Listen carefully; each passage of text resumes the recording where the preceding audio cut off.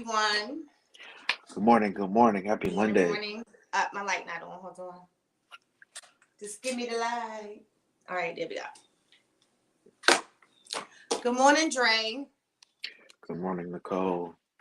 For the second My time. sister from another mister. I had to. Yeah, because we ain't claiming no more. After we buried him, if you wasn't claimed by then. Listen. We ain't claiming you no more. Good morning, everybody. So Dre probably is on top of the chat, of course. Good morning, Ken. He said I'm awake. Think I'm lagging a little bit though. Good morning, Bosa. I haven't had any coffee at all. Keys, good morning, bro. Keys always representing. G3, who's responsible for this topic today. Shout out to them. 843. Hey, Ron. My man Justin in Pipeline. What's going on, bro? Christina's here. Chris and Christina right back to back. So this is actually Christina's suggested topic. So Christina, this wasn't going to be the original topic for today, so we switched it for you. Shout out to her Chris. for tuning into my last podcast as well. You're crossing my shout outs. Can you wait till I'm done? No. Good morning, Justin. No, I can't wait. I'm catching up. Keisha, we're gonna stay up top of the comments today. Oh, Mike, Mike shouldn't. Well, this is your daytime. No, this is your nighttime, Mike. Good morning, Ray Blade. Good morning, Low Life, not Low Life. Are you clicking on the comments, or you just going through saying good morning? Thomas. I was just asking because I was making sure maybe my you didn't what's see. name wasn't messed up. I wasn't clicking them properly. I thought I was. I was just making sure my side wasn't messed up because I didn't see nothing, so I was just asking. Ken said my female clown was looking thick, so I weighed her in 650 to 850 in 2 months, eating once a week. I hope she keeps up that growth rate.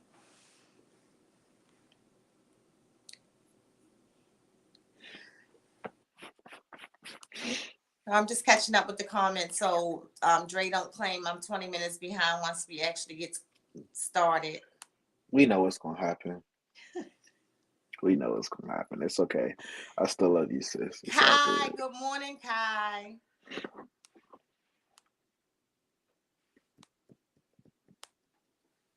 Good morning, Jay Hill. He said if anybody speaks to him, he's not ignoring y'all. All love. No, he ignored all of y'all. No.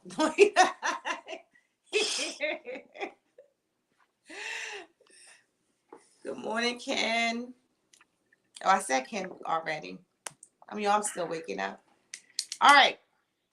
That's everybody so far. So today's topic is on Bio Active Enclosures. And that topic was actually suggested by Christina on another live. So she actually suggested on another live that maybe we make that a topic for today. And so we did. So I'll start off with my feelings on bioactive enclosures.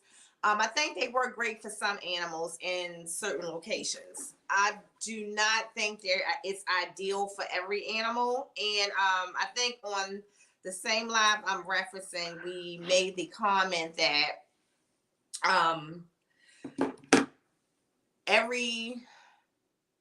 we're not going to actually be able to replicate every natural habitat for every animal, like to the T. Right. It's just not going to happen.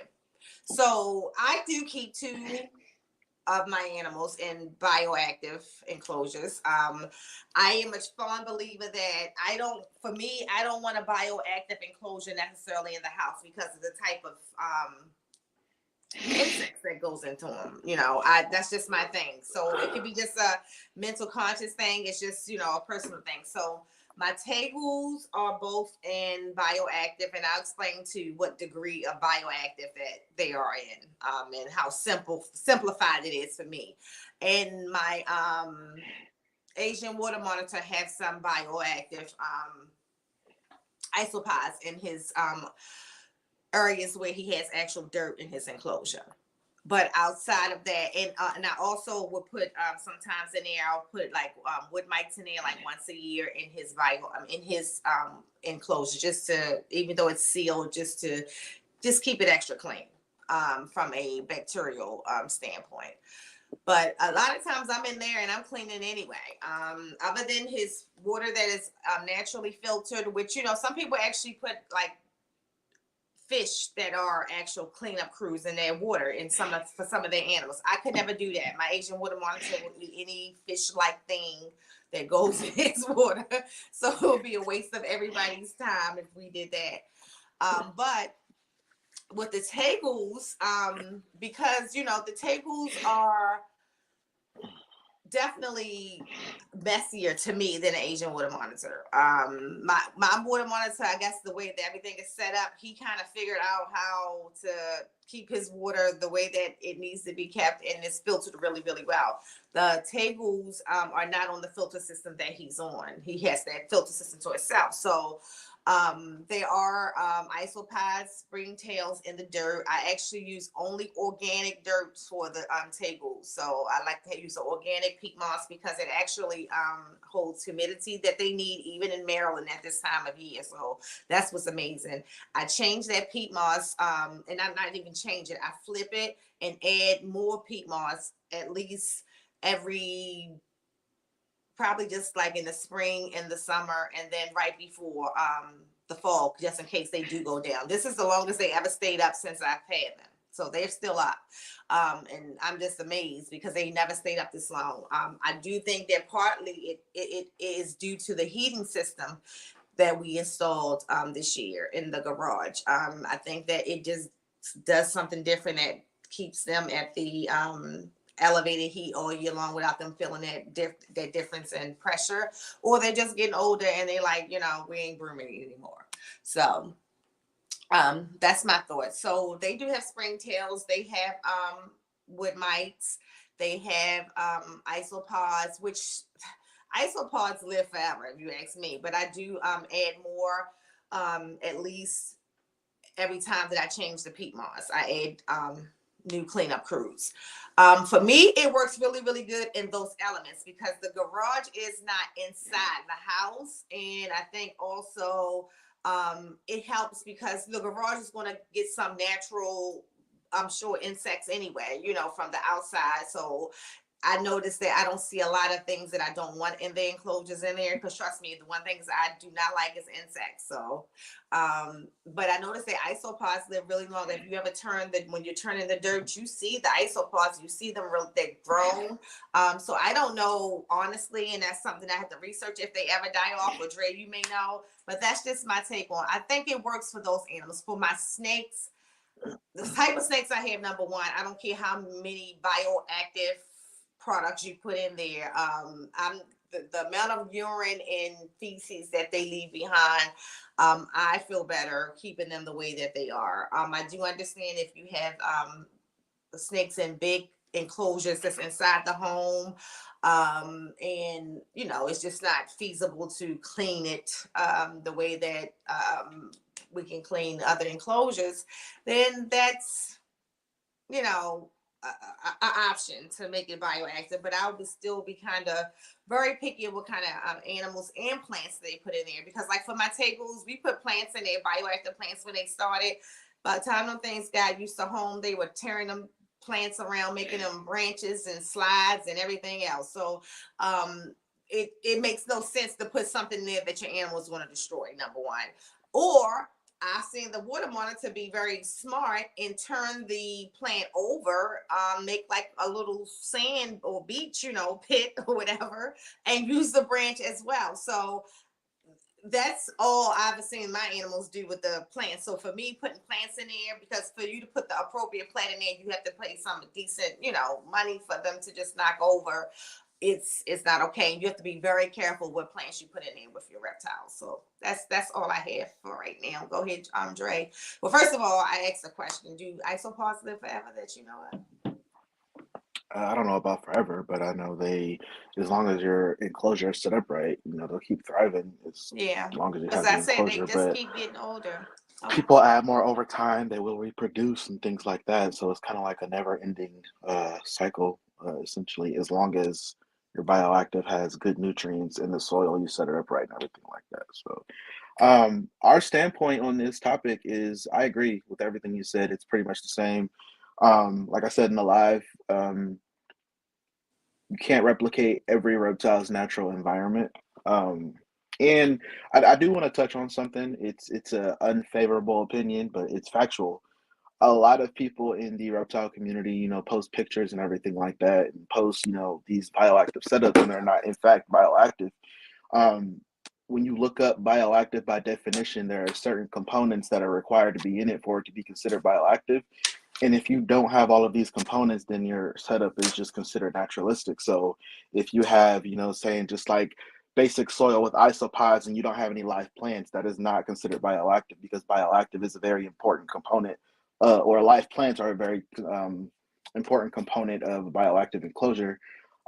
Everything kind of just works with accordance with everything else to make that enclosure thrive on it. I hate when people say it thrives on its own because it does, but it doesn't. And a lot of people think that when you have bioactive, you don't have to clean it. Why have a cleanup crew? Yes, but what's cleaning up after the cleanup crew? You still have to do certain things to Mm-hmm. make sure, because again, although it's bioactive, it is man-made bioactive. It's not natural. So you still got to change out that substrate. You still got to change out certain things. And I get a lot of people that ask me why I won't do bioactive. Um, I think one of the main things is I look at things from a different perspective and things that even if I don't go through it, um, it's just still something I want to consider. If I ever have a problem with mites and you have to treat for mites, you can't do that in bioactive. You have to remove pretty much everything because a lot of the chemicals are going to be harmful to the cleanup crew. So you got to take out the isopods, you got to take out everything. And I think that's one thing for me to think about. A lot of my snakes will get pretty big, honestly. And they smash and dig up everything. I'm not trying to deal with that because it's just going to be wasted, honestly. Now, I'm sure if you have a huge walk-in zoo enclosure, that's completely different. But obviously, not everybody can do that. But for me, bioactive is.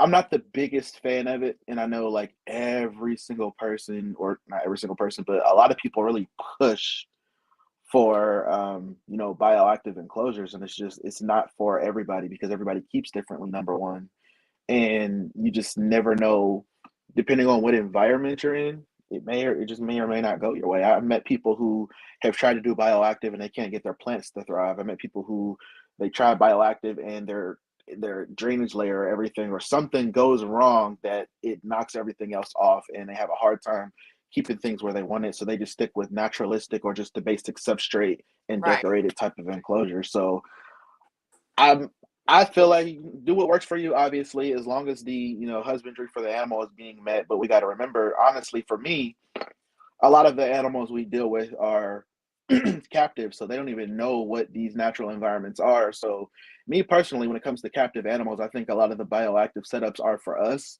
and it doesn't really benefit the animal because it's something that we think is benefiting the animal. But really, again, these are man-made fake bio homes that we're making for these animals and expecting them to thrive in them. And again, a lot of them do well, which is perfectly fine, but it's not required. So, I mean, that's just kind of my take on it. I don't bash anybody who does bioactive. I've seen some really dope bioactive things, enclosures and everything, but I don't think it's for me. So Tammy kind of spoke to kind of what the point was, and kind of like what I said as well, like because like my plants, I would never put plants back into my animals enclosure. So, but I just don't think that real bioactive enclosures are meant to be where you just really don't have to clean, right? Right. And I don't think any animal that I keep could. And don't get me wrong, the tables are great, but I still have to go in there with my little scooper and pick up certain areas, pick up shed. Because they don't eat their shed. Their shed is there once they shed. I still have to go and just make sure that there's no unwanted insects in it. I still turn the dirt to make sure that it's keeping the moisture below grade and things like that. Right. But now what I don't do is like they have like big wood logs and stuff like that. I don't have to scrub them down or anything like that. So it's kind of like almost, you have to clean up, and then anything that's small or minute, of course, it's going to take some type of naturalistic process to clean it up. And that's where the isopods and things like that come into play. So I don't think that even for like my tables or my water monitor, I would leave but my water monitor hardly ever poops outside of the water. But if he ever pooped in the dirt, you know what I mean, I don't think I would keep it there. I would, just see what happens. It's just, for me, it's just kind of like, we call these a cleanup crew, but I'm cleaning up after the cleanup crew. If this is supposed to be self-sustaining, I don't feel like anything should be done. But again, these are live animals we're dealing with. What she said about the fact of her comment, they're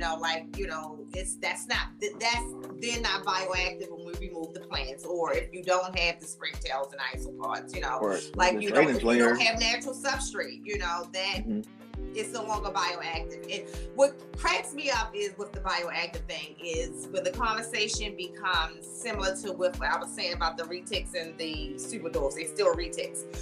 When people start to think that, or like start to like, well, my animal's in bioactive, your animal should be in bioactive type of things. I think animals that are a whole lot more sterile in our environments, our captive animals, do better. We know that, it's the reason why we won't allow certain things to, get in their enclosures. If that was the case, we wouldn't care if ants just came from outside and walked through all of the substrate. It wouldn't bother you, right? Because but for me, I don't want ants on my animals. We know they bite us. That's what I'm saying. With these being captive animals, I don't really feel, obviously they'll thrive in it, but I don't really feel like there's a true benefit that requires us to do bioactive with captive animals if they've never experienced that naturalistic, if I have, a Burmese python, they're native to Indonesia, no, Malaysia, well, they can be found in a couple places. Right. If they've never been there, and then I'm trying to put it in this bioactive enclosure on how I think it would be for them, who's to say they won't stress out?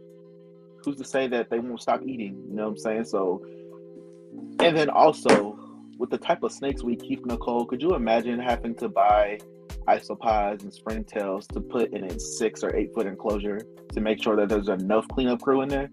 Isopods ain't cheap. That's a lot. It's at the end of the day, you're gonna be spending just as much on your cleanup crew that you are on the snake, and that's a lot. Now, we're not trying to sway anybody from doing bioactive.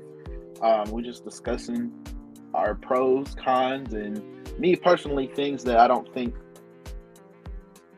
my animals would benefit from. Well, it comes down to like even KT's kind of saying the same thing. Just you want to be able to sanitize, everything, because that's what they're used to. There's, like I said again, certain animals. Don't get me wrong. There's certain lizards, like tables. I think they'll be fine. I think my tables will be fine if I never cleaned up, to be honest. But it's just not something I think is okay. So I wouldn't do it. They will probably figure out a way to bury it or destroy it or something, to make it go into the substrate. But even still, that consciously, that wouldn't be okay with me. And they have, pretty sizable poops at the sizes that they are now. Yeah, and I couldn't imagine having bioactive with, a 14-foot snake. I don't know if a cleanup crew can handle all of that poop in a timely manner, because no way. It's massive. It's disgusting. First of all, people can't imagine the size of large poop until you actually see it in person. Like See it, even some of the times when you see people posting crazy. it on like videos and stuff like that, it's Doesn't not. do it any justice. It's not doing it any justice. It's no way in hell you can convince me that any army of bugs you put in there, it's gonna clean Not it up. not in a timely manner. But it's a lot, And and the I'd urine, rather just like that's a lot of. It's like somebody it taking a bucket and literally just turning the bucket over on half of the side of the enclosure. really it's strong, and even then, like a lot of what I do for my reptiles heavily involves cleaning. If I go bioactive and I'm not cleaning as much, I feel like there's not much for me to do. Like it's boring. It comes, I enjoy cleaning my reptile cages. It's kind of like a therapeutic thing for me, but to I wouldn't even try to make like a 6-foot enclosure into a bioactive, because that's a lot. That's a lot. And the only animals I've seen do well are like dart frogs. Some people do some geckos and stuff like that. But outside of that, I mean, some people have done ball pythons. But outside of that, I'm not doing it. I even have people trying to convince me to make my green tree python enclosure bioactive, and I'm just like, there's no requirement. I just feel like that's pointless. My green tree python, number one, again, is captive, but number two, he's not active enough to where I feel like he would even make a mess for me to even have that in there. So it would just be a waste of money at this point. Like I like having like the wood, like it's naturalist. The whole point is to highlight the animal. I don't need to take have a whole bioactive enclosure to where I got to take care of that just as much as I'm taking care of the animal. Because one thing specifically because I mean, cleaning them as we have to clean them now, which is not as much as you have to clean other snakes, right? Shoot, like they don't want to always be bothered. I will say, I do like having like the naturalistic, like the eco earth, and mixed with the recti chip or something like at the bottom, because I think the recti chip have some shade. Because for sure, my purchase are not like naturalistic wood. They look wood. Mine aren't either. Mine is just scorched PVC that's basically been painted black. That's all it is. So I want him to always have that. But I mean, I just think that everybody's saying, the chat is saying the same thing. Jay Hill is saying the same thing. Everybody has who does bioactive, they have some type of cleanup crew, but they definitely have to, do some cleaning themselves. Yeah. I mean, that comes with the animal. Gotta be able to control the environment. That's factual. And this is why I wish people would do a lot more research on it, because again, like I stated in the beginning, a lot of people assume because they have a cleanup crew and isopods and springtails that makes their enclosure bioactive, and that's not it. It's not the case at all. At that point, all you have is an enclosure with bugs in it. That's it. That's it. Ken said a bioactive tank is like a pet itself. You have to work to keep it right. Absolutely.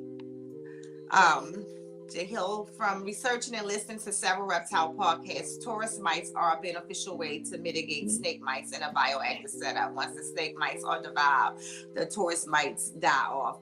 Yeah, but that's true. I have, I've heard of that as well. My whole thing is this mites, period. I don't want them nowhere near the snakes. Even like, wood mites, I don't want them in the snake enclosures. I just don't. But, again, it depends on your personal preference. Some people are very naturalistic like that. And, all of that is okay. And if it's not going to harm the snake, it's not, no harm, no foul either way. It's just not my thing. For the type of snakes I keep, I can't even imagine. Mm-mm.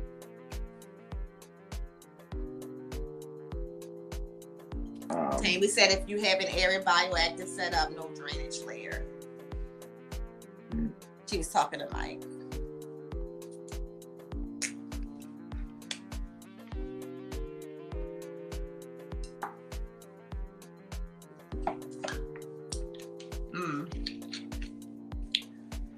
Yes, you should still definitely spot clean.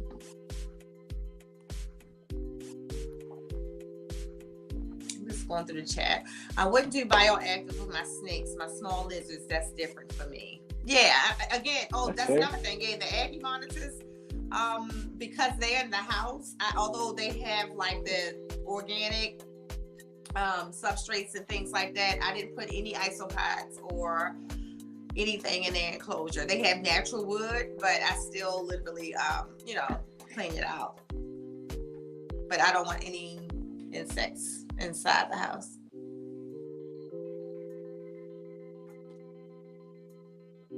Agreed. I think it's better I would suited for lizards as I well. would say the type of lizard,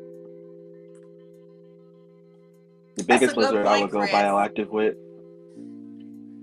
Biggest lizard I would go bioactive with is like a bearded dragon. That would probably be the biggest lizard I would go bioactive with.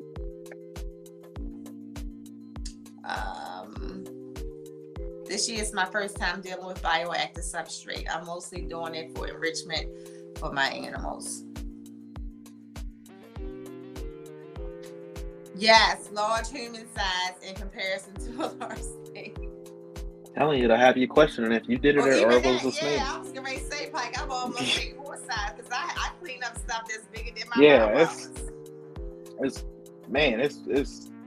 it's disturbing. And then the older they get and the bigger they get, it gets bigger and bigger. Oh, it definitely gets worse and worse. I honestly kind of want to try that though, Nicole. Like just for educational purposes, when it would probably have to be my blood or Luther. Whenever they poop one out, get like a fair amount of isopods in time lapse or record to see how long it would take them to take care of that. Or even if they even go near it. It's toxic, man. It smell like a lot is going on in there. Make sure you pay note to BOSA, support USR, Yes. support USR Florida. Definitely. Membership support. KT said, keep it simple. Purchase hides for animals that aren't too big for them. Water bowl, substrate, maybe some fake plants. As animals get bigger, you can pass down some of those items.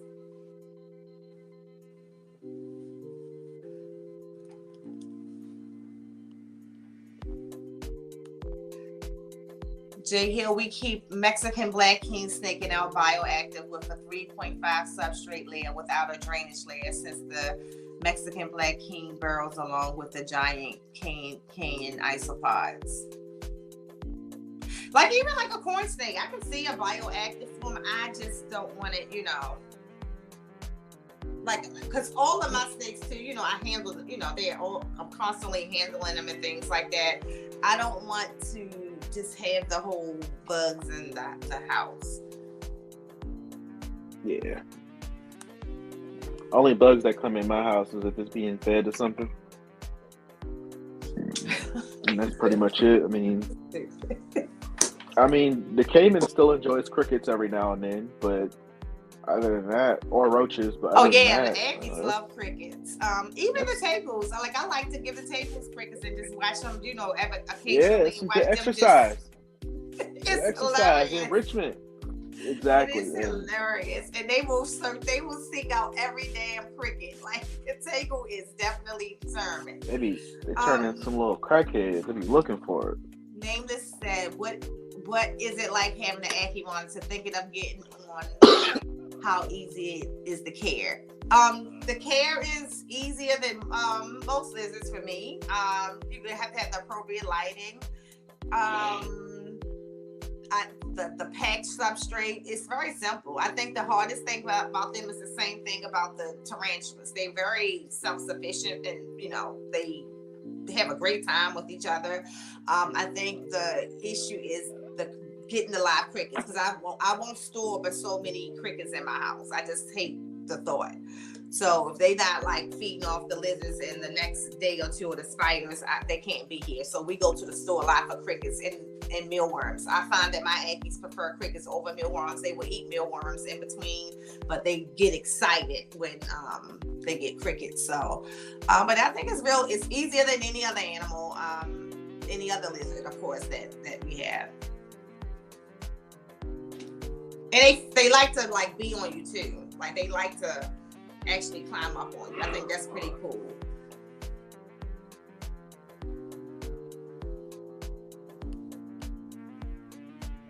Good morning. Good morning. Good morning, Mrs. Bosa.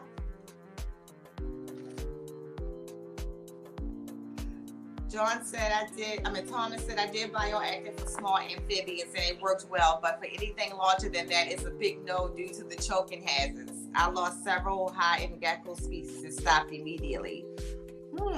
Never thought of that. And that's Eliza's comment is similar to that last one.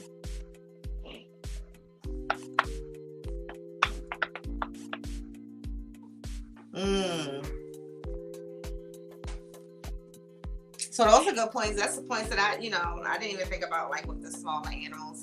I personally, LW gecko, we keep one little small side of like the raptor chip on one side, and the other side she has like a little mat and water and stuff like that on the pool side.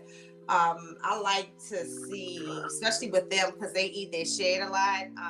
I don't half the time you don't even see it shed because it ate the shed, but I do like to see what they're putting out. That's another thing. I like to see what's coming out of my animals because that tells you a lot. Definitely true. Yeah. Especially if you're dealing with a species that's known, depending on what kind of reptiles you're with. If you're dealing with a species that's known for contracting parasites, definitely want to check that out.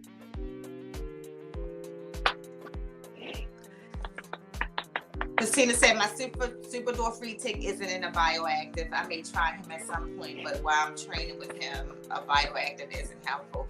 Yeah, and see, even with retics, just I don't know. It's just the amount of feces, the things they do, how they move. It's like certain things I just can't see it. Like I said, but I can like when it's the bigger enclosures, like Lurie enclosures, it's a nice size. So I can see it when you kind of got everything spaced out a little bit more, opposed to them being in it. I don't know. Like the whole bug thing just freaks me out when it comes to the snake. But I definitely see a lot who done it. Hey, Levi.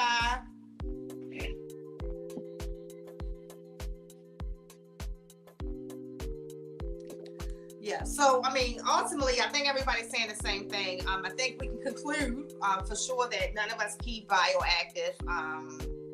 Totally, no one in this chat. There are people who do it and do it well, but no one in this chat. Everybody kind of like partially do it, and everybody kind of sees the point and agrees that you should definitely be spot cleaning or cleaning. Like for me, remove the waste and any remnants of it, the cleanup crew can get. We don't have any bioactive warriors in here. Like I've met a couple online, and there's some people that firmly believe that they don't have to do anything for their bioactive enclosure. And I'm sorry, there's no animal alive where you don't have to do anything. It just doesn't make any sense to me.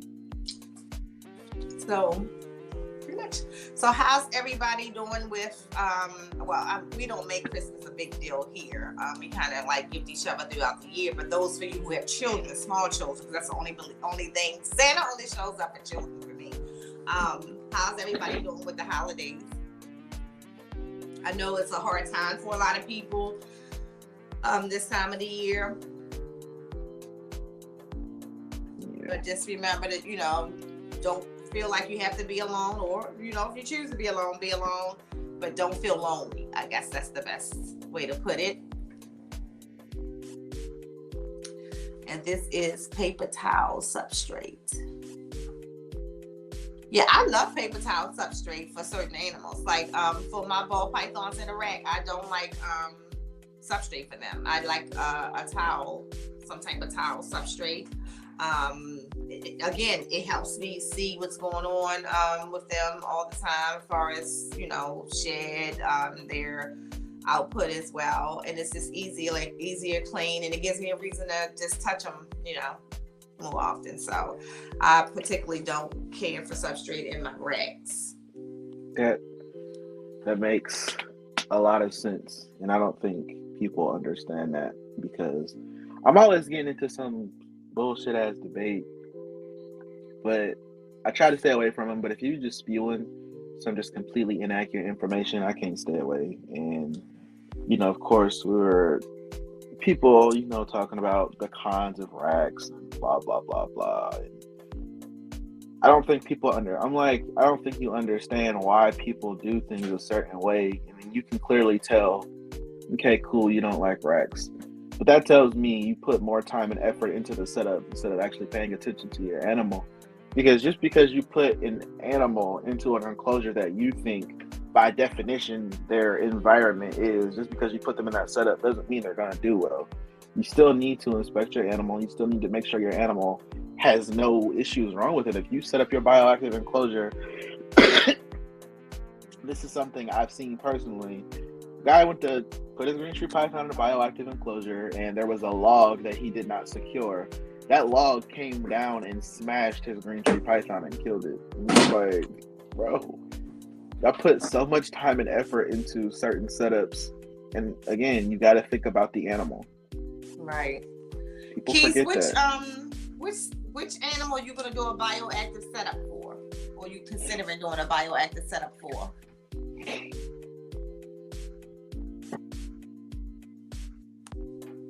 Oh, I know we the bounty crew, Keys. We should stop. Ken said my youngest is 13. She's good, got it handled. My oldest two are 18 to 20, got them handled as well. Oh, he was talking to somebody in the chat.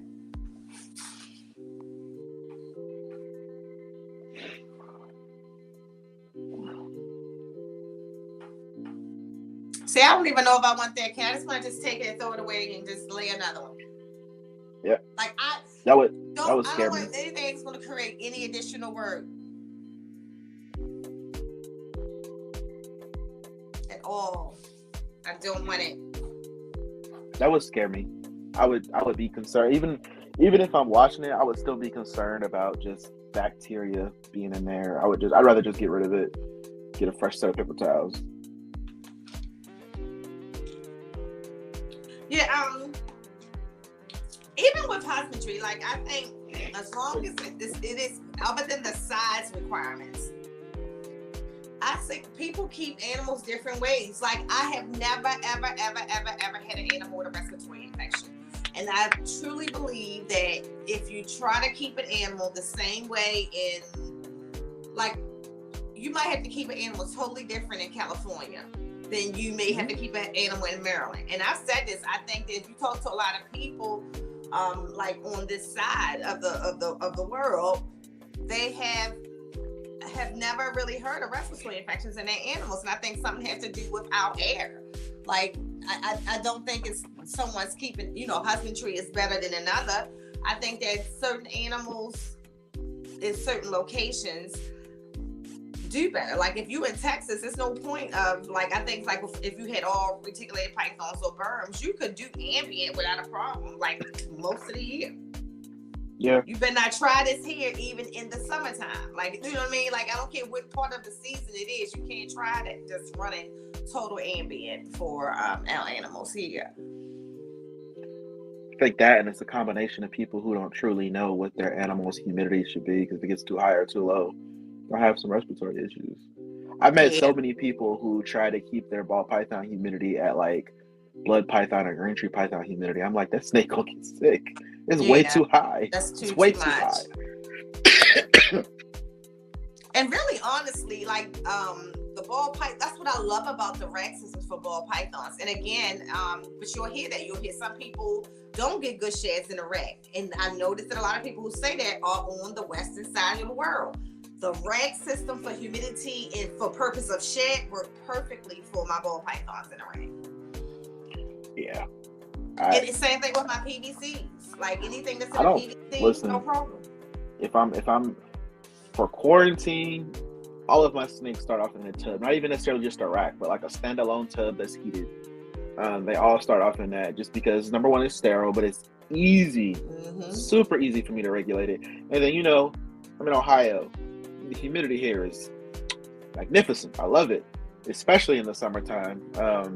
Just because literally, if I see a snake is shedding or trying to shed, I can literally spray down there. I rarely have to soak my snakes in the summertime. I still do it just to make sure they're hydrated and everything is cool. But I spray them down, man. 24 hours, that shit is off. And I love it because it makes it super easy. And then if the humidity is too high, I usually just change out half the substrate or all of it if I need to. But for the most part, I never had an issue. I see everybody a lot of the people in the chat use RepiChip. I use Pro Coco. That's what I have more access to, and it works out great. I've been using it for 4 years now. I mean, at the end of the day, it works out great. All of it is just very similar anyway. I just like the convenience, and I've never had an issue with RepiChip as far as any, parasites or anything like that. And of course, since they had that big fire a few years ago, I just always try to make sure I support them. It has nothing to do with if I'm getting a better substrate from here, because I like the one that Chris from BNS distributes. Seeing that in person at Jeremy's house, like I would prefer that over RepiChip. It's just that I just want to support RepiChip. Supply and demand. Yeah, because I have a couple places here where I could just walk in and get Pro Coco on hand versus having to order it and wait for it. I can just walk in and get 4 or 5 blocks, take it home, and I'm good. So, for me, it was about availability, and it hasn't steered me wrong. So, and it works for most of the animals that we keep. Like I said, like every animal, even if I can buy, because I still love like those sphagnum substrates. I love those, especially for the lizards. I love the Eco Earth. I love all of that. But the RepiChip can blend with like everything. Like even some of my tarantulas, they have a mixture of the RepiChip and Eco Earth, and it just goes like I can use it for anybody pretty much, if I want to. But any of those fibrous things like that, I think they just work for both lizards and snakes really well. Speaking of Eco Earth, that is a very good like filler substrate. I use it more so for my lizards than I do my snakes. But the beaded and the Gila are both on it, but they have a mix of Eco Earth and sand. Right. And man, love it. I'm laughing at Zach's comment. It's a fact. It's a fact. And they keep their animals. They keep their animals in bioactive and clean once a year. So, I will say, for the most part, I feel the same way, Christina. Like I said, for exception of size requirements, because you can psychologically destroy an animal putting them in something smaller than what they need to be in. But other than that, I do think that I agree. If you talk to 100%. different people, they will keep different animals different ways by different means and have no problem at all, keeping the animal in different ways. It's when it becomes a problem or you learn better or, you know something is not working, then you should rely on, the educational piece of just change. Because I'm going to tell y'all something. Listen to me. And I'm going, Dre, I don't want to hear nothing you got to say on this. This green tree python with a 3-degree difference. A 3-degree difference in temperature is a totally different snake. Shout out to MJ on that. Now I'm gonna cut somebody out later, but I mean we already had this conversation, so we ain't gonna talk about it no more. But I will say that what's one of the things that's amazing to me is he's a whole lot more like it's almost Dre like he's wanting to come out, like, you know, hey, like he was very active with the kids yesterday and everything, and he stays on that middle perch more now than he did before. He's kind of would be like on the bottom or the very top in the corner, but he ate from that middle perch for the first time. Normally he'll come down lower to eat. He ate from that middle perch from the first time. So I mean, but I'm using that for a point, like, you know, I mean, he was fine. He's been here for over what, Dre, a year and a half, 2 years almost. April, I think, will be 2 years. Dang, I thought you had him longer than that. It could be. Why did I think you had him longer than that? Like I thought you had him for like 3-4 years. The gold child. Yeah, so it might be closer to 3. But anyway, he's fine. You know, he's thriving. Never stopped eating or anything like that. But there is definitely a difference in his personality and his temperament. So even though it's, like I said, only a 3 degree difference, I can't say that it didn't make a difference, like in the snake. So again, just sometimes, you know, you can be doing it for a long time. I'm sorry, go ahead, Dre. No, I was just getting ready to piggyback on something. So you dropped this temperature down to what, 87? So not really. So remember, it's different spots. So I took his hottest spot from 90 to 87. So now there's nothing to where he would go. And I did it. I flipped it. I turned it up to 80. I flip it to 87 at night, 77, 81 during the day. It's just so I was just getting ready to piggyback on what you said. You know, depending on what environment you live in, things are different. So Venus, I don't keep him any higher than 85. Always kept him. So his hot spot, 80. It's like it'll fluctuate like 80, 84.8 to 85. But it does not go above 85. And the same thing with my blood. Bloods hate to be hot, and that's how a lot of people mistake bloods for being these mean snakes. But they put them in an enclosure and they want to put the hot spot on 96, and they wonder why their blood is mean. Bloods do not like to be hot. They're very temperamental. They get pissed off when you keep them too hot. And green trees are very similar. It's just like us in the summertime. When you get too hot, you start getting agitated. People start doing too much. Hey, I ain't feeling that. Don't touch on me. I'm hot. Leave it. It's the same effect. And I learned that early. But I think too, though, like, again, even a room change, because even in that room, regardless of what we had it at, it wouldn't get past 88. When we moved them over here, though, and I just think it's because it's more, this room is naturally warmer because this is where most of the snakes are. I think that just that fluctuation on that just in one part. But I mean, like I said, he could find any temperature he wanted in there.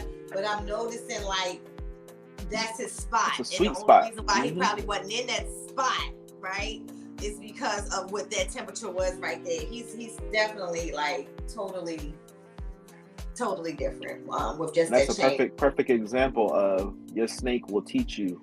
Yep.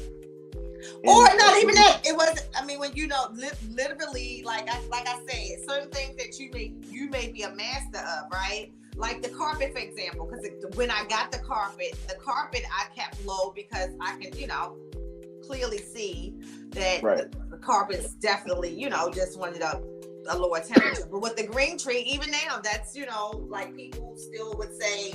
You know, there's some people say, "Oh, you know, I wouldn't have dropped it." You know, but I'm going to say that it made You made the right decision. You know, you made the and this is it.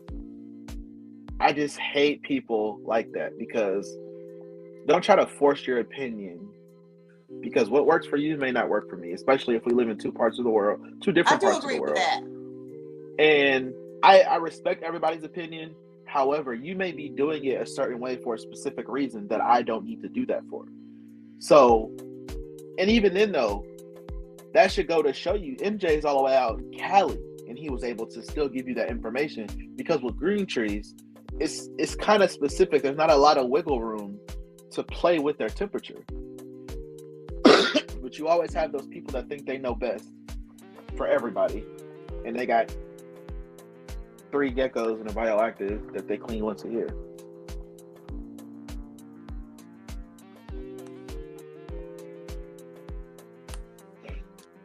I'm just catching up with the comments. No, you did good. I'm proud of you keeping up with the comments today.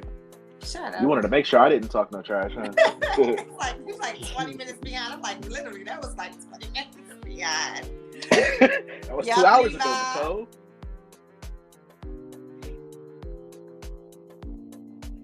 Such a great open discussion. Thank you to Andre and the crew in the chat. I gotta hit on some. I will catch the rest later today. Have a Thank you, you for the too, topic Christina. recommendation. It was definitely a good one. Again, yeah, and we welcome that. Like anybody who want a specific topic, that they want us to discuss. At the end of the day, we do this for y'all. We was in a whole other live. A lot of times the topics are coming from something that we've experienced that week or heard or seen or something like that. But it's better when it's coming from you. It's your topic. I find those topics are typically what other people are thinking as well. So I love it when you guys suggest topics. So thank you for that one, Christina. You should be proud of me. I already got our topic for next week. Oh, what? Yeah, it stemmed from this conversation. Something we touched on this conversation. KT Exotics, that's facts.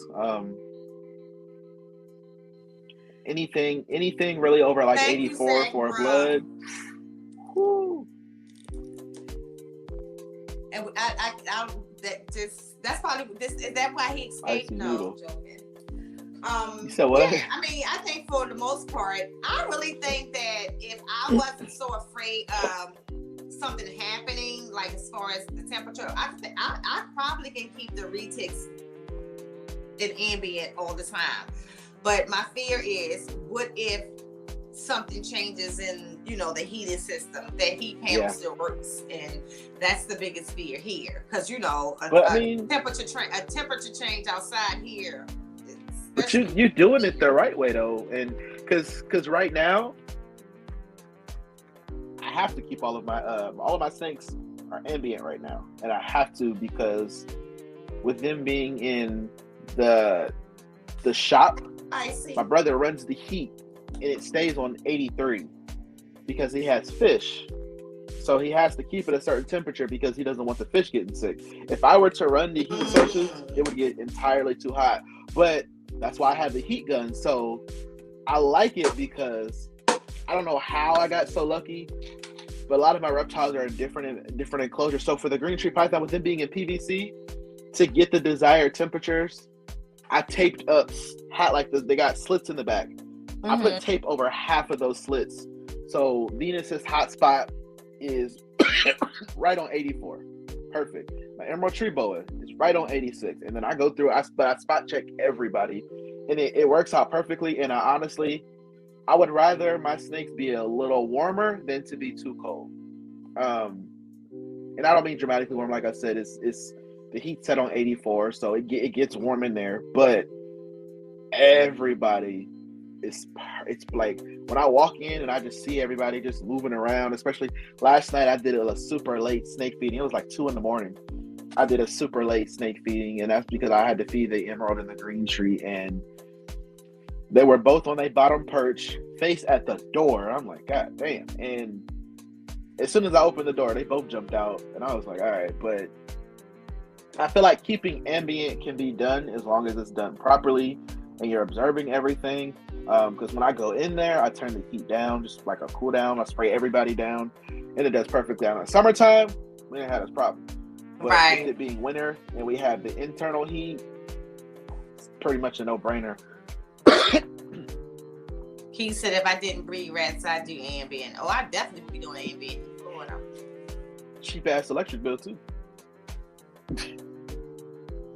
I know so many people who they just operate off of a space heater. So my only thing with that I hate is just space heaters, and they make some really good ones. I just never been comfortable with them. But I know exactly where you headed.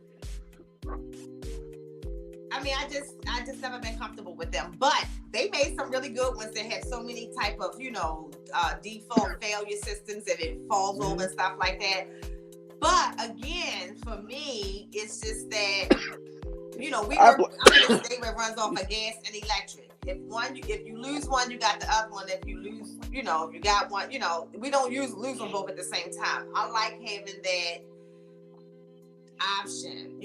I just don't want to ever I like having, like, if something was to happen and I had some other type of heating system to heat up the rooms, that, that's great. I just don't want it to be the reverse. I like having I different don't sources. I don't blame you because I don't feel comfortable running a space heater if I'm not home. Shit, Yeah. even if I gotta like take a nap, I'm like, I'm gonna go ahead and turn it off. It's warm enough in here. So I don't blame it, but that's why I'm like, I don't have a problem. Just that's why we. But they make the have some thermos, really because good ones now. Like, you can set the they do, but thermostat on the space I would heater rather and, if there was a better way to regulate it, like for right. for heat sources we use thermostats. So that's our fail safe. So we know if something was to go wrong, we can check the thermostat, and the thermostat will essentially kind of save you first, depending on what heat source you're using and how it's set up. But with the space heater, you don't have that luxury. It's just Yeah. because I know growing up as a kid, I burned myself many a times on one of those big metal ones. They got like the little loops in the middle, and it gives off heat. It gives off a lot of heat, and it gets hot as shit. I burned myself a car. I was like 9 years old, and that kind of I was just like, can't do it. I have a 2-year-old. Even when you got like snakes out and stuff like that, snakes, they Exactly. gravitate to their heat. They don't know it's too hot until it's too heat. But I do think scary. that there are a lot of people in certain places that can keep ambient. Lucky there, especially when you have some of the larger constrictors who don't really care for too much. I can't do ambient all year round. That's not gonna work for me. Oh hell no, not. Ohio cold is a whole different kind of cold. Like I used to literally put on a coat to go in my garage. I swear, I had never experienced. It was like a bone, and I can't explain it. It's like a bone chilling cold. Like it can be 30. It can be, let's say, 25 degrees in Maryland, 25 degrees in Ohio. 25 degrees in Ohio feels totally different than You ain't gotta remind me. You ain't gotta remind me. That's why, but that's why when we go to Chicago, people be like, "It's the windy city." I'm like, I'm from Ohio. It really don't make no difference to me. I'm like, a snow day, and oh my goodness, I was out there. My mind used to be already made up. Thank God, because the kids stuck it in. I'm out there in Tinley in Chicago. You ain't catch me in no coat. I don't know, hoodie, and that's why my ass got sick. But it's just stuff that like now here in Ohio. That's probably the only thing that I don't like. It's not the snow. The snow's not the problem. It's the fucking cold. And when it gets cold, it gets frigid. And even like right now, it's December. We're still up in the 50s. That ain't normal for us. Right. But we know January to March, it's that, like you said, that bone chilling cold. As soon as you walk outside, you get that little whisper wind. And I'm like, oh Lord. Your eyes is watering. I can go here without coats. Like, I'm not a big coat person, so I can go to the car. I get fussed at about it all the time. But in Ohio, I put a coat on. I mean, I'm talking the whole coat, hood, and everything just to go to the damn garage. I'm like, this is unreal cold. I gotta get dressed to go check the mail. Otherwise, my knees and my elbows gonna be chapped. I can't do that. I'm like, it's a lot. Woo, and don't let it be ice. Thing to adjust to. People can say, but you from Maryland. I'm like, no, y'all don't get it. Maryland, don't let it be ice outside. It's ice outside. It's a wrap. It was so pretty though. Like the lake that we lived around, it would freeze up during the winter a lot, and it was so pretty because the snow took forever to like disappear there too. Because like here, it gets snow and it's gonna disappear in a few days. In Ohio, it would like beautiful white snow would like lay on that so we got lake for a long time. We got phases of snow. And right now, we ain't entered phase 1 yet. We ain't had our first batch of snow just yet. So, phase 1 it'll be a lot of snow. It'll be like 2-3 inches. Well, I mean, that's not a lot, but it accumulates fast in a short amount of time. And it'll cover the ground, cover your car. That shit goes away in like a day or two. And then we don't get snow for a couple weeks. That second phase of snow, that's the one right there. That shit's here to stay. You get like 4 to 6 inches. And over time, it just keeps happening to where the all you see on the ground is just slush and snow. Of course, Ohio is never fucking prepared. It's like the snowplow people don't watch the fucking news. And it's just snow everywhere. And it's like that up until like mid-February. And then it'll start raining, getting prepared for spring. And that'll go away. And then it's like on and off snowing. And then it gets cold again in March. Like, people be trying to celebrate St. Patrick's Day, but be looking like they about to go sledding. Like, nah, I ain't doing that. I can't. It's too much. But it's a different kind of cold for sure. It is. It took my kids love living there, but it's But I bet definitely you I won't move. kind of cold. Bet you I won't move. The reptile laws here, I have no issues with. So, I like this little music you got in the background. Kind of nice. Oh, Real we have subtle. some type of music. I know, but this song is really resonating with me today. Just bopping here, You know what? Nice little jam. So I can't compliment you for nothing, man. That's what it's in there. So I always have something in the background. This is a nice one. They got some nice music. That's all I'm saying. This particular song is nice. Thank you. I ain't got that going. I'm gonna say thank you. Hey. So, what's our topic for next week? Or you gonna tell me later? I mean, I can tell you now. Usually we discuss it. I gotta get your approval. I gotta get your approval first. Whatever. How does it go? We're just gonna talk about sneak rack. Yeah. Neither one of us ever said no. Oh, wait a minute. Do not forget tonight, Bolts of Balls is on Track Talk. So that's 9:00 p.m. Eastern Standard Time, right? 6 p.m. Pacific Standard Time. We cannot miss that at all. Yeah, we showed up and showed out for you last week. Yeah, y'all did. Everybody did. You know what? And I have gotten so many like new people, following because of the episode. And just like to just hear the feedback and even his feedback. Like, I think it was a really good show. But it was what I thought it was going to be. I swear. If you ask Keys, I told Keys this is what it was going to be. Like, I knew it. Like, the two of us. I was sitting there with the popcorn, like. It's funny because I saw a meme I meant to send you, and it was like, it was something because y'all was going back and forth, and it was kind of funny to see him. He was getting flustered.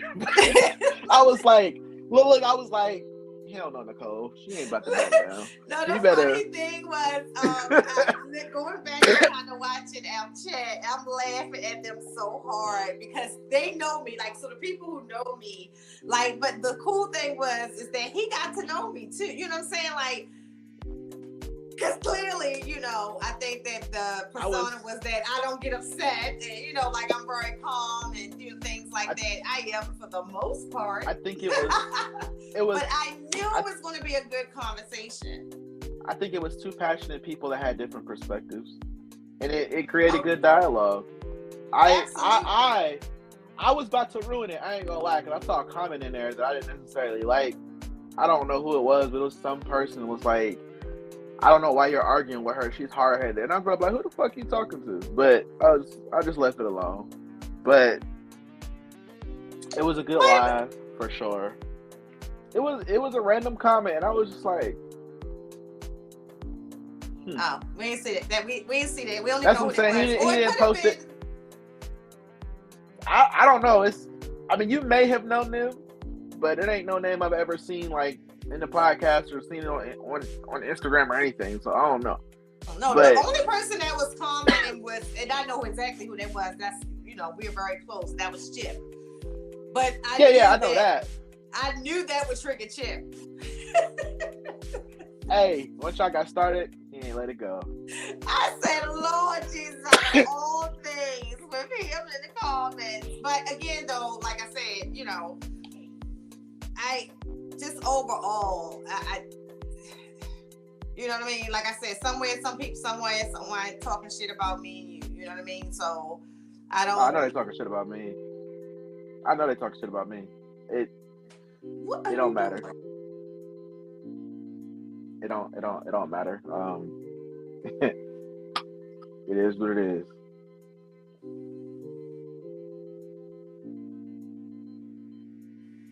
I'm looking at my snake. I'm sorry.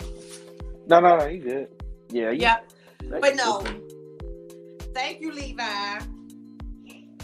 But Levi knew it was going to be a good one too.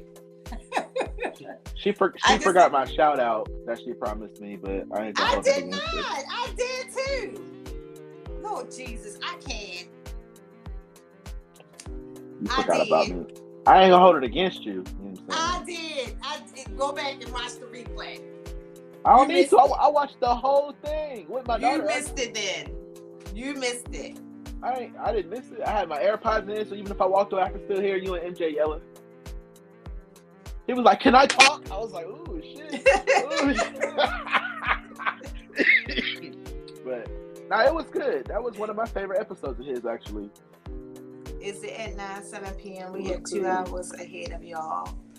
I think it's he's in California. California, so yeah. So I think it's. But it's his show's usually at 9 p.m. Eastern Standard Time, at least. So that would be 6 p.m. his time. Yes. But I don't know. I don't know where Nameless. I don't know where you're at though. Go upstairs with Babe. I'm coming. That's my grandson. No, you good. I know how it go. All right, so that's Spicy. She definitely said your name. Thank you, Spicy, a few times. Oh, I heard my name. But she was talking about a specific situation. It was something that came up, and I said, "Shout out!" You know what I'm.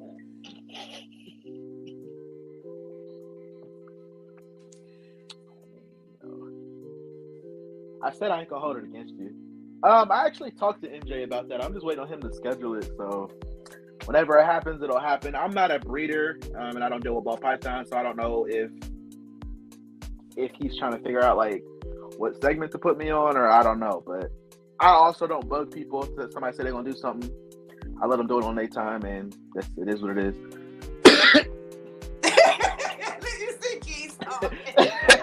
Hey, facts. Well, and Nicole was just like, keep going, and she was so calm, and she was just like, and I'm just like, that's that damn Gemini, boy.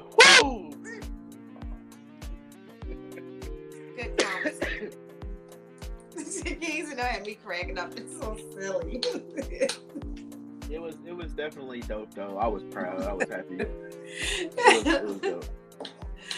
Oh my god. Have a good one. Well, I mean, definitely. Like somebody, I mean, a couple people actually inboxed like one of their favorites so far.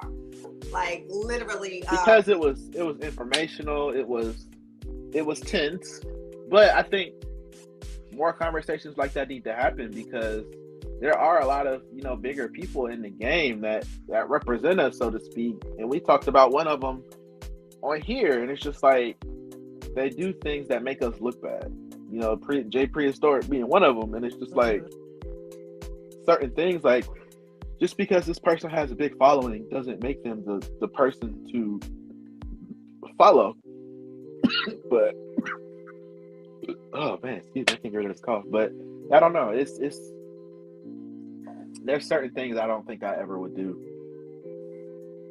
I mean, like I said, it's just when you been in here long enough, there's even to this day, like people still purchase animals from underground. I would never, you know what I'm saying? But that's based on my older experiences, you know what I'm saying? But what I can say is that, I mean, just with anybody, I just think that I kind of like know both sides of certain things, and I just don't like to sometimes just stay. That's not my problem. That's not my business. That's not my thing. I like that because, like I said, we had a conversation, and it's kind of a similar thing. Right, but I feel strongly about that, Levi, and Dre knows that. I know y'all have never seen me say anything publicly like "woo woo Jay." No, you never saw that. But I'm not gonna use. I'm not. You're not gonna use your platform to bash the man. Yeah, I mean, I just, and if I ever had the opportunity, I would say to him, things that he would change. Like, I mean, the kids don't know. I have literally like text Kevin on certain things, like don't respond to this, like as a friend. You know what I'm saying? Like as a friend. But I just do think I don't know. Like I just think that we all should just be conscious of the fact that, and again, somewhere someone talking shit about, me and you, and Keys and Nameless and everybody else. And I know that some of that shit talking ain't true and real. You know what I'm saying? But even if that's the case, someone can destroy your brand based on their own experiences. And I think that sometimes you gotta, stick to your That's true. experiences. Because You know what I'm I'm saying? heavy on the. I was shit. I went through it my damn self just because they didn't like something I posted. But I'm the type of person. If it's something that I don't know about, if it ain't directed, it ain't respected. You can't say it to me. I don't give a fuck what you got to say about it. Like it's just Right. it is what it is. But at the same time, if I do hear about it, then of course I'm going maneuver in a way to make sure that my business on this end is taken care of. But that's why I don't like this. That's the one thing I don't like about the whole social media aspect. People feel like if you have a different opinion, then you don't deserve to have an opinion. So I'm going to get you canceled. It's just like, hey, it's stupid. It's stupid. But they don't go after the people they should be going after. And I don't mean anybody to go attack anybody, but it's just like you're literally slandering people because you don't like their difference of opinion. But we have people who are literally destroying animals on camera, getting paid for it, and you have nothing to say about it. You root for these people. Yeah. Make that make sense. It's just like with anything else, it's like sometimes it's who you are. You get away with certain things because of who you are. And I just think that, again, I would like to just kind of like have those dialogues and those conversations with people. Like, if I ever met Jay, I would tell him, how I feel. Just like I've had that conversation, with other people, how I feel. And I just think that everybody should get that opportunity. Now, once you prove me wrong, then that's where you are with me. And once you're there with me, that's where you stay, But it's not my job to convince you not to, like and support everybody that you may like or support. There's plenty of things you like that I just want to just come through the phone and just claw your eyes out. But we are in two different parts of this too. You know what I'm saying? Like, and I always acknowledge that. Like, I think that,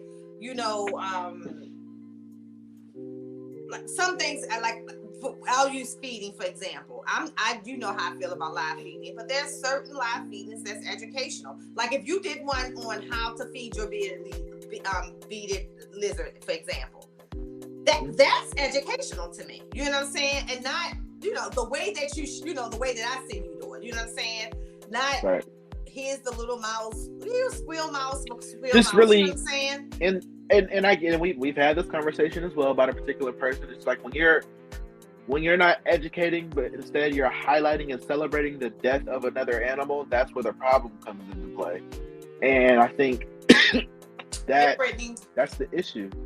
That's definitely the issue. But yeah, I fed live before, of course, because some of my snakes sometimes call for live, but I don't record it. There's no need for that. There's no need to record that. So I keep that off. Nameless, just look at reviews. I mean, again, I'm not gonna, knock them because I know people who've had good good experiences with them. You know what I'm saying? So, you can just look at reviews. People say very negative things about them, but my whole point is that people say negative things about everybody. You know what I'm saying? I'm not a big fan of them. I would never buy nothing from them, but that's just because of people experiences who are close to me, but I know other people who've had great experiences with them as well. So I always tell people, to anybody, just look at the reviews and look at the customers that they already have.